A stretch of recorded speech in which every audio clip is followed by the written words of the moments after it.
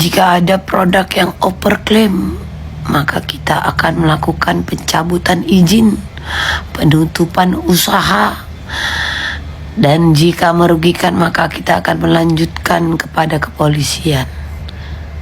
Kalau dia udah nggak jualan lagi, cemana bos? Bapak-bapak yang ini di BPOM itu ada yang pakai kacamata itu, ada aku tengok itu kayak podcast atau apa itu, ya kan? Kalau udah ditutupnya, udah nggak jualan itu lagi, dia banting setir dia pak. Tiba-tiba dia jualan daster.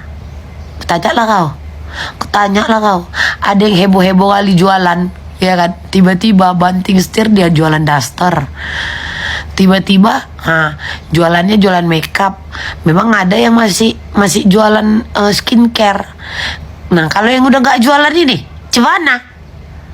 Terus dengan kehebohan yang sekarang, seringnya disebut nama kalian itu BPOM, kok nggak ada pak? Kok cuma meeting, ketemu, apa tidak mana yang bapak bilang itu pencabutan izin, penutupan usaha dan laporan kepada pihak kepolisian. Apa? Kok nggak gerak bapak? Kenapa? Udah jelas loh, sampai ada yang melakukan permintaan maaf tanpa tekanan, nggak diikat tangannya tau bapak, tanpa ancaman apapun. Ada beberapa owner skincare yang sudah melakukan permintaan maaf. Terus maksud bapak, udah minta maaf orang itu, udah ya, habis cerita ya gitu. Kok kayak gitu bapak? Nggak jelas bapak.